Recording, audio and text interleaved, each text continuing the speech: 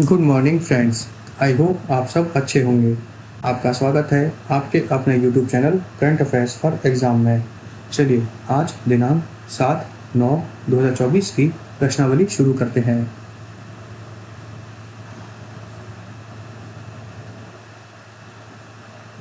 काकरापार परमाणु ऊर्जा स्टेशन जो हाल ही में खबरों में था, वह निम्नलिखित में से किस राज्य में स्थित है? महाराष्ट्र, तमिलनाडु, कर्नाटक, गुजरात। इसका सही जवाब है गुजरात। काकरापार परमाणु ऊर्जा स्टेशन जो हाल ही में खबरों में था, गुजरात में स्थित है। गुजरात के काकरापार परमाणु ऊर्जा स्टेशन में भारत के दूसरे 700 मेगावाट के परमाणु रिएक्टर ने अगस्त 2024 में पूर्ण क्षमता का संचालन शुरू किया। चलिए अगले प्रश्न पर आते हैं। निम्नलिखित में से किसे नेस्कॉम चेयरपर्सन के रूप में नियुक्त किया गया है? अनंत माहेश्वरी, नंदन नीलेकणी, राजेश नामिबिया, देवांग मेहता। इसका सही जवाब है राजेश नाम्बियार। राजेश नाम्बियार को नेस्कॉम का चेयरपर्सन नियुक्त किया गया है।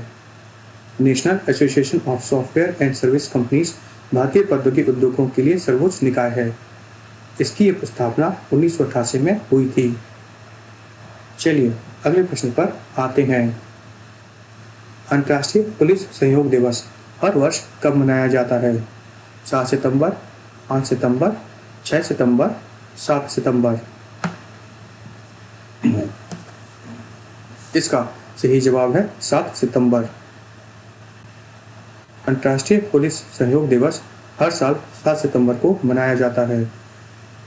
संयुक्त राष्ट्र महासभा ने वैश्विक सुरक्षा में पुलिस की भूमिका को मान्यता देने के लिए इस दिन को नामित किया है। पहला अंतर्राष्ट्रीय पुलिस सहयोग दिवस 2023 में मनाया जाएगा।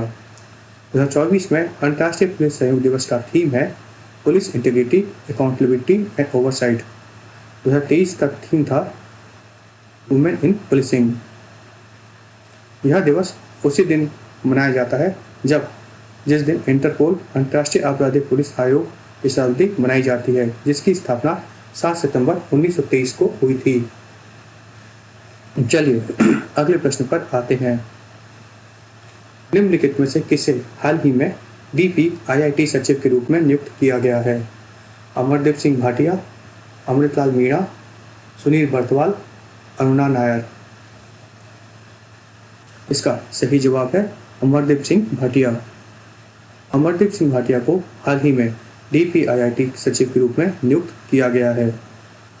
चलिए अगले प्रश्न पर आते हैं।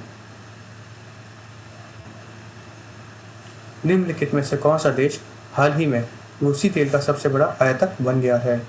भारत, जापान, दक्षिण कोरिया, चीन। इसका सही जवाब है भारत।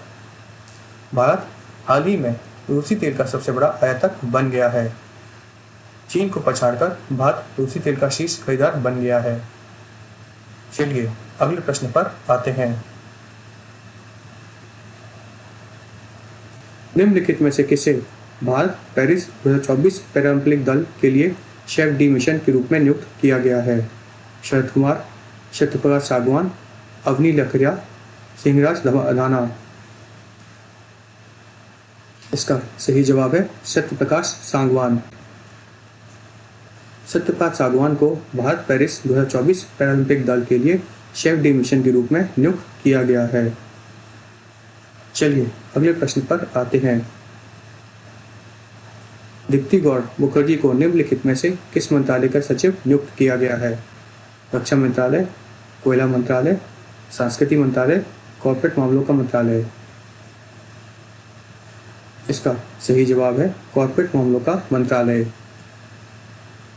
दीप्ति गौड़ मुखर्जी को कॉर्पोरेट मामलों के मंत्रालय के सचिव के रूप में हाल ही में नियुक्त किया गया है। चलिए अगले प्रश्न पर आते हैं।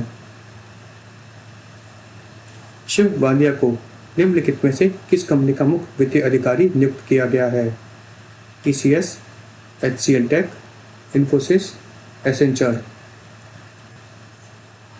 इसका सही जवाब है HCL टेक। शिव वालिया को HCL टेक का मुख्य वित्तीय अधिकारी अर्थात चीफ फाइनेंशियल ऑफिसर नियुक्त किया गया है। चलिए अगले प्रश्न पर आते हैं। निम्नलिखित में से किस बैंक ने हाल ही में फेजमैन लॉन्च किया है, जो एक AI संचालित सुरक्षा सुविधा है जो खाता सुरक्षा बढ़ाने के लिए चेहरे की पहचान का उपयोग करता है? एयरटेल पेमेंट बैंक, बंधन bank, axis bank, Kotak Mahindra bank. इसका सही जवाब है Airtel payment bank. Airtel payment bank ने हाल ही में फेस मैच लॉन्च किया है जो एक AI संचालित सुरक्षा सुविधा है जो खाते की सुरक्षा बढ़ाने के लिए चेहरे की पहचान का उपयोग करता है। अनुव्रता विश्वास एयरटेल पेमेंट बैंक की MD और CEO हैं। चलिए अगले प्रश्न पर आते हैं। खेलो इंडिया अस्मिता योगासन लीग हाल ही में निम्नलिखित में से किस राज्य में आयोजित की गई थी? झारखंड, तेलंगाना, उड़ीसा, बिहार। इसका सही जवाब है बिहार। खेलो इंडिया अस्मिता योगासन लीग बिहार में आयोजित की गई थी। बिहार योगासन स्पोर्ट एसोसिएशन पहली बार इस लीग की मेजबानी कर रहा है। भाग लेने वाले राज्य हैं बिहार, झारखंड, अरुणाचल प्रदेश, असम, मेघालय, मणिपुर, मिजोरम, नागालैंड, त्रिपुरा, सिक्किम, पश्चिम बंगाल और उड़ीसा। फ्रेंड्स, आज का सेशन यहीं समाप्त होता है। आपको हमारा सेशन कैसा लगा कमेंट करके बताइएगा तथा लाइक एवं सब्सक्राइब अवश्य कीजिएगा। धन्यवाद।